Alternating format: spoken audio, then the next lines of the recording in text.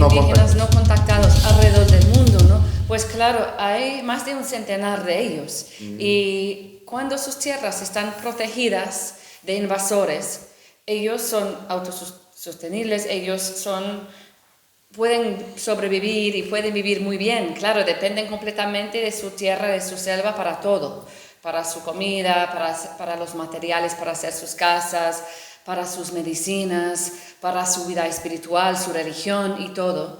Y ellos sobreviven y prosperan cuando su selva está intacta y cuando no hay madereros o otros invasores ahí. Pero claro que al mismo tiempo son los pueblos más vulnerables del planeta, porque no tienen inmunidad a enfermedades comunes entre los no indígenas, como un gripe que puede matarlos. Claro. Y también, claro, la violencia de invasores en sus tierras, muchísimas historias desde la colonización, historias de masacres que han destruido pueblos enteros. Entonces, los pueblos indígenas no contactados que están hoy en Brasil, en Venezuela, en Perú, Paraguay, Ecuador, Bolivia, India, Indonesia, pues ellos están resistiendo, ellos son los supervivientes de la colonización, de los masacres y todo, y claro, están luchando para sobrevivir. En algunos casos están relativamente bien, en otros casos sus tierras están siendo robadas y destruidas. Y estamos aquí luchando para que los gobiernos y las empresas respeten sus derechos territoriales y su derecho de decidir cómo quieran vivir. Otra campaña principal que tenemos es la campaña para descolonizar la conservación del medio ambiente. Y sí, en ese caso hay parques naturales, como dices, que están siendo creadas o que han sido creadas y con esa mentalidad colonial de que allí no pueden vivir gente, personas. Entonces pueblos enteros están siendo desplazados con violencia a la fuerza de sus tierras ancestrales para supuestamente proteger la naturaleza, lo que no tiene ningún sentido, porque claro que los pueblos indígenas son los mejores guardianes de la naturaleza, pero claro, todo eso forma parte de la mentalidad colonial que muchas grandes ONGs de conservación medioambiental, por ejemplo WWF y otros, están empujando junto con gobiernos. Y es una industria billonaria y es una amenaza muy grave a los pueblos indígenas en África, en Asia y alrededor del mundo también. Hay una propuesta en Brasil que se llama el marco temporal, que es una idea inventada por los que quieren robar las tierras indígenas, políticos y empresariales del agronegocio. Es una idea que dice lo siguiente. Dice que si un pueblo indígena no estaba o no puede comprobar con evidencias de que estaba viviendo en su tierra ancestral el 5 de octubre de 1988, que fue el día que se firmó la Constitución actual de Brasil, si no pueden mostrar que estaban ahí en esa tierra, entonces no tienen ahora el derecho de tener esas tierras demarcadas para ellos. Claro, eso es una invención, eso no es verdad, eso no es lo que dice la Constitución, es una manipulación total para facilitar cada vez más el robo de las tierras indígenas. Entonces, lo que pasa, en los últimos años, esa idea del marco temporal ha estado empujado más y más y más, como una de las varias formas de robar las tierras indígenas. Ahora ha llegado a la Corte Suprema. Al mismo tiempo hay otra cosa en paralelo, que es el proyecto de ley 490, que es un proyecto de ley que viene de muchos años atrás, pero que recientemente ha visto la luz del día de nuevo porque políticos antiindígenas, políticos racistas, políticos aliados con Bolsonaro, por ejemplo, y sus políticas, sus acciones genocidas de los últimos años que hemos visto y contra las cuales hemos luchado junto con el pueblo indígena. Pues ese proyecto de ley 490 incluye varios brazos, incluye elementos diferentes para poder robar y destruir las tierras indígenas. Por ejemplo, dice que los invasores en las tierras indígenas podrán quedarse ahí hasta que la tierra sea demarcada, podrán continuar ahí destruyendo. Otra cosa que dice es que si fuera de interés público, el gobierno puede decidir de usar las tierras indígenas para megaproyectos de desarrollo, lo que implicaría la destrucción de las tierras indígenas, puede destruir pueblos enteros, por ejemplo, los no contactados. Claro. También permitiría expediciones para forzar el contacto con pueblos no contactados, lo que es fatal. Hemos visto muchas veces en el pasado que ese tipo de expedición puede destruir un pueblo entero. Por eso fue que cambiaron la política en 1987. Actualmente la política en Brasil es que la tierra tiene que ser protegida y no puede haber contacto forzoso con el pueblo indígena no contactado por todo lo malo que eso les trae. Claro. Y es respetar un derecho que ellos tienen intrínseco, que es propio. Sí. Su derecho a que no. A la autodeterminación, a decidir. Claro, exactamente. También dice que si cambian los trazos culturales de un pueblo indígena, entonces puede ser que no tiene más derecho de su tierra, pues es realmente muy alarmante. Podríamos decir que es increíble que eso ha podido llegar a ese punto. El proyecto de ley 490 fue aprobada por los diputados en el Congreso, pero ahora tiene que ser votado en el Senado y no sabemos cuándo eso va a pasar.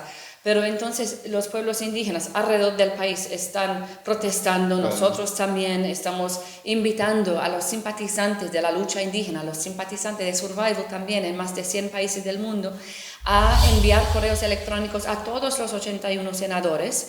En nuestro sitio web hay la acción esa, que claro, invito a todos a participar. Es muy, muy importante, es muy urgente presionar los senadores para que rechacen ese proyecto de ley. Survival fue fundada por causa de un artículo que se llama Genocidio, que fue publicado en los años 60. Y todas nuestras campañas tienen su base en esta cuestión territorial, porque sin sus tierras los pueblos indígenas no pueden sobrevivir y no pueden vivir de la manera que ellos elijan. Entonces, ese proceso de invadir y destruir y animar a la gente a hacer eso en los casos de muchos gobiernos del mundo, pues eso es un genocidio. Es que están intencionalmente robándole las tierras de los indígenas para ganar dinero, claro, grandes industrias, y sabiendo que eso resulta en la muerte para los pueblos indígenas. Claro, en muchos casos, como el gobierno anterior en Brasil, el gobierno de Bolsonaro, los pueblos indígenas fueron vistas como un obstáculo. Exacto. Un obstáculo al supuesto desarrollo económico del país, lo que significa dinero para grandes empresas, no es para la gente en general del país. Pues entonces es un genocidio activo y no es como una amenaza de un genocidio en el futuro, esto podría pasar o lo otro podría pasar, que es verdad también, pero es un proceso activo ahora. Y claro que hay momentos cuando lo vemos más que otros momentos, incluso en Brasil en los últimos años. Claro, ahora hay otro gobierno, el gobierno de presidente Lula, y Lula se ha comprometido en respetar los derechos indígenas, lo que es un señal muy bueno, pero al mismo tiempo sabemos que las cosas no van a cambiar tan rápidamente. Siguen muchísimos invasores en las tierras indígenas. Ahora, todos los días estamos recibiendo de nuestros amigos indígenas en Brasil noticias de invasiones, de ataques, de muertes, de líderes que al final defienden toda la causa y están ahí al frente de la batalla. Es uno de los pueblos con los cuales trabajamos, es el pueblo indígena guaraní, que más de 50.000 guaraní viven en Brasil, en el estado de Mato Grosso do Sul, en la frontera con Paraguay, y también hay guaraníes, claro, en Paraguay, en Bolivia, en Argentina. Pues en el caso de Brasil, los guaraníes es uno de los pueblos que más ha sido afectado por el agronegocio. Y claro, que es una situación bastante diferente que la situación de los no contactados, en el sentido de que los guaraníes fueron uno de los primeros pueblos a ser contactados por los no indígenas después de la colonización. Entonces sí que tienen contacto desde centenas de años atrás con los no indígenas.